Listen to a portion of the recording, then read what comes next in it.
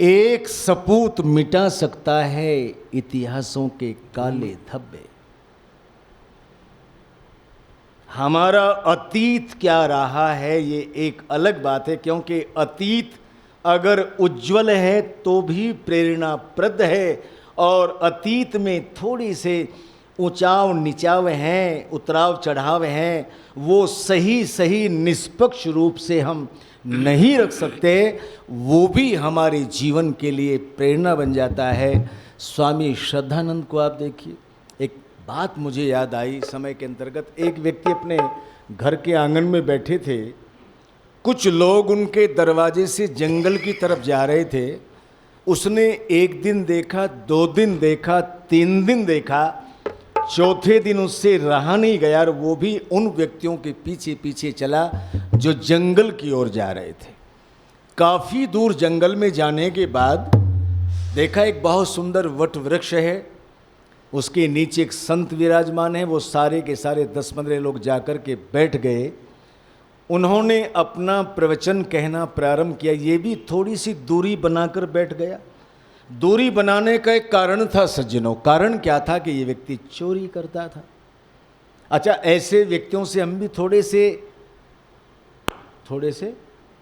अलग रहना चाहते हैं, तटस्थ रहना चाहते हैं, तो ये लोग मुझसे नफरत करते हैं। इनके संज्ञान में ये बातें हैं कि मैं चोरी करता हूं, तो मैं थोड़ा अलग बैठ करके सुनूं। उन्होंने बहुत सुंदर धारा प्रवाह रूप में भगवान के गुणों का वर्णन किया। माता और सज्जनों, ये भी आनंद लेने लगा। जब प्रवचन समाप्त हुआ तो एक व्यक्ति उन श्रोताओं में से उठा जो नियमित श्रोता थे, और जाकर धीरे से महात्मा के कानों से कान लगा कर कहने लगा, आप जरा थोड़ा सा सावधान रहना, आज आश्रम में सुनने के लिए कोई अजीब सा आदमी आया है। महात्मा ने कहा, तुम्हें चिंता करने की ज़रूरत नहीं है, वो अगर चोर है तो रहने दो, मेरे पास चुराने के लिए कुछ है भी नहीं। ये हवन कुंड है, चुरा कर ले जाएगा तो हवन कर लेगा, किताबें हैं तो चुरा कर ले जाएगा तो पढ़ने का प्रयास भी करेगा, तुम जाओ। बहुत ज़्यादा विस्तृत न करते हुए मैं आपके सामने मूल चीज़ें रखूं कि वो सब लोग चले गए। ये भी धीमे कदमों से संत के पास पहुँचे और जाकर कहने लगे, आज तो मुझे आपने भाव विभोर कर दिया, मैं आपका शिष्य बनना चाहता हूँ। इसने कहा, बन जाओ, लेकिन मेरी दक्षिणा भी होगी। अच्छा, कल आप सबको दक्षिणा देंगे कि नहीं? क्योंकि जब विद्वानों ने, मनीषियों ने एक मंथन किया यज्ञ के माध्यम से, तो आपका ये दायित्व है कि उनको अलंकृत करो। इसने कहा, कितना धन चाहिए दक्षिणा में? कि धन तो नहीं चाहिए, पर एक चीज चाहिए कि जो तुम्हारे जीवन में सबसे बेकार वस्तु हो, जिसका तुम उपयोग करने में शर्माते हो, लजाते हो, तुम मुझे वो दक्षिणा में दे दो, वही मेरी दक्षिणा होगी। अब इसने देखा मेरे जीवन में कौन सी ऐसी चीज़ें हैं, तो विचार किया, मैं चोरी करता हूँ, चोरी तो मैं दे नहीं सकता, क्योंकि इससे मेरा परिवार चलता है। और कौन सी चीज़ हो सकती है? तो इसको ध्यान आ गया, महात्मा जी एक चीज़ है जो किसी काम की नहीं, कि बोलो, दे दो, कि मैं कभी झूठ नहीं बोलूँगा। इसने कहा, ठीक है, लेकिन एक ध्यान रखना, अगर तुमने आज ये वचन देने के बाद, दक्षिणा देने के बाद कभी झूठ बोला तो मैं तुम्हें कुत्ता कहूँगा, कुत्ता। इसने कहा, ठीक है। अब ये लगातार सत्संग में आता रहा, उनके प्रवचन सुनता रहा, थोड़ा सा परिवर्तन हुआ, पत्नी बड़ी झल्लाई। इसने कहा, अच्छे महात्मा की चेले बने हो, कुछ कमाने वाने की चिंता भी है कि नहीं? वहीं जाते रहोगे, कुछ करोगे भी? इसने बड़े प्यार से कहा, देवी आज कुछ खाने पीने के लिए है कि नहीं? उसने कहा, हाँ आज का तो है। तो फिर तुम रोटी तैयार करो, फिर हम जा रहे हैं अपने काम करने के लिए। उन्होंने रोटी खाई और अपने थैले में कुछ औजार डाल करके उछल पड़ी। नज़दीक एक रियासत थी, वहाँ पहुँचे, और जब वहाँ पहुँचे तो रात्रि के 10-12 बजे थे। उस नगरी का राजा भी रात को कुछ वेश परिवर्तित करके देखता था, प्रजा में कोई कष्ट तो नहीं है। तो जब ये चौराहे पर पहुँचे, रात्रि को दूर से आता हुआ एक व्यक्ति और उसको दिखाई दिया, पर राजा ने से कहा, कौन? इसने कहा मैं चोर, क्योंकि झूठ तो तुम कौन हो? राजा ने कहा मैं राजा कहूंगा तो ये घबरा जाएगा। उसने कहा तुम कौन? कि जो तुम वो मैं। इसने कहा फिर तो बात बन जाएगी। चोरी करने कहाँ जा रहे हो? कि यहाँ के राजा के यहाँ। तो हमें भी साथ ले लो कि चलो। दोनों चले। जहाँ से इसने निशानदेही की थी, इसने कहा राजा को तुम तो यहाँ खड़े हो, जैसे कि पता भी नहीं था राजा है कौन है, और मैं जा रहा हूँ, समय हो गया है।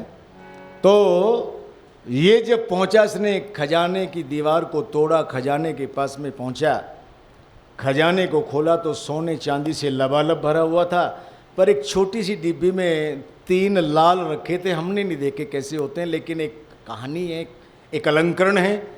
इसने कहा हम 2 हैं, लाल 3 हैं, इसको तोड़ा नहीं जा सकता तो कीमत घट जाएगी। तो एक वहीं पर रख दिया इसने और 2 उठा करके बाहर आया। इसने कहा राजा ने कुछ मिला? कि हाँ, सोना चांदी तो बहुत था, लेकिन मैंने कुछ चुराया नहीं, 2 लाल मिले हैं। कि लाल 2 ही थे? कि नहीं, हैं तो 3, पर हम चूंकि 2 हैं, एक आप ले लीजिए, एक मैं ले लूँगा, तीसरे को तोड़ा ही नहीं जा सकता, कीमत घट जाएगी। राजा ने विचार किया, है तो चोर पर है ईमानदार। थोड़ा सा परिचय हुआ था, गांव पांव की बातें, चले गए। लेकिन सवेरा हुआ नहीं, 2-4 दिन गुजरे। राजा ने अपने खजांची को बुलाकर कहा भाई यहाँ आओ, हमने कुछ समय पहले खजाने में लाल रखे थे 2-3, जाकर देखो जरा वो ठीक ठाक रखे हैं कि नहीं। ये आए श्रीमान जी वहाँ, और जब आए तो देखा खजाना तो खुला पड़ा है, सोना चांदी सुरक्षित है, लेकिन 3 लाल जो रखे थे उनमें से 2 चोरी हो गए। बड़ा अन्याय हो गया। पर खजांची के मन में एक बात आई, माता और सज्जनों, बात बड़ी मजे की है। इसने कहा जब 2 लाल चोरी हो सकते हैं तो तीसरा भी हो सकता है। इसने तीसरा उठा के अपनी जेब में रखा और खाली डब्बी लाकर राजा को दे दी। इसने कहा चोरी हो गई और 3 लाल चोरी हो गए। राजा ने विचार किया, वो तो कह रहा था लाल 3 थे, ये कह रहा है कि 2 थे, क्या कैसे, एक कहाँ गया? तो उस व्यक्ति का नाम लेकर उसको बुलाया राजा ने। दरबार ऐसे ही भरा बैठा जैसे आप वरिष्ठ लोग बैठे हुए थे। जब ये व्यक्ति सामने गया तो उसने कहा भाई क्या करते हो? कि मैं चोरी करता हूं। आजकल में कोई चोरी की? क्या? राजा के यहाँ की थी। कुछ मिला था? कि 2 लाल चुराए थे। कि लाल 2 ही थे? कि नहीं, लाल तो 3 थे, पर 2 तुमने क्यों चुराए? उसने कहा तीसरे को तोड़ा नहीं जा सकता था, हम 2 व्यक्ति थे, एक मैंने अपने साथी को दे दिया और एक मैंने ले लिया। उसने कहा तुम्हारे पास लाल है? कि हाँ है। तो दिखाओ। दिखाया। और जब दिखाया तो राजा ने एक बात कही, बस मैं आपके सामने जो कहना चाहता हूं। उसने कहा चोरी करते हो और सत्य बोलते हो, बड़े अजीब आदमी हो। इसने कहा जी मैंने झूठ बोलने को तो दे दिया दक्षिणा में, मैं झूठ बोल नहीं सकता और चोरी में छोड़ नहीं सकता, क्योंकि मेरा इससे जीवन चलता है। जब ये बात इस व्यक्ति ने कही तो राजा ने इसकी तरफ को देखकर कहा सुनो मित्र, चोरी तुम छोड़ नहीं सकते क्योंकि तुम्हारा जीवन चल सकता है, और झूठ तुम बोल नहीं सकते क्योंकि तुमने दक्षिणा में दे रखा है। बस एक बात सुन लो, अगर तीसरी कोई ऐसी बुराई तुम्हारे पास में है तो वो तुम मुझे दे दो और मेरे खजाने के खजांची बन जाओ।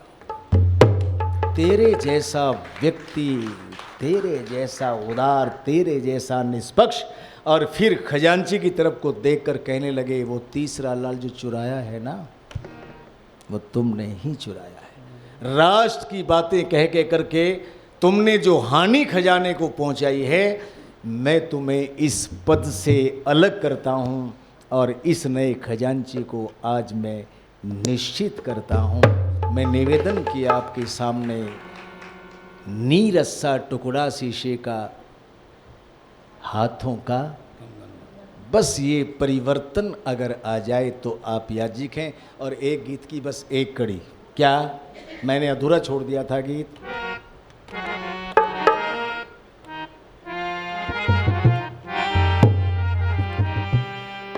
कैसे दयालु महर्षि धर्म के पालनहार, कैसे दयालु महर्षि धर्म के पालनहार, कितनों को जीना सिखाया, किया है अद्भुत प्यार।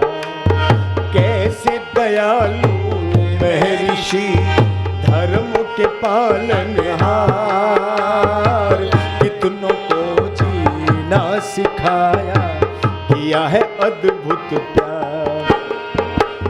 बैलगाड़ी एक कृषक की फंस गई थी राह में, बैलगाड़ी एक कृषक की फंस गई थी राह में, और ऋषि निकले उधर जो पड़ गई थी निगाह में, डंडे बरसाने लगा था कसमसा कर ताव में, देख कर तड़पे ऋषि जैसे घाव दे कोई घाव में, झटकरी कीचड़ से बाहर, झटकरी कीचड़ से बाहर, इतना दिया दुलार हो, कैसे दयालु महर्षि धर्म के पालनहार,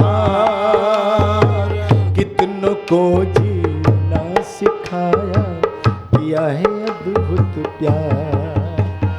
कैसे दयालु महर्षि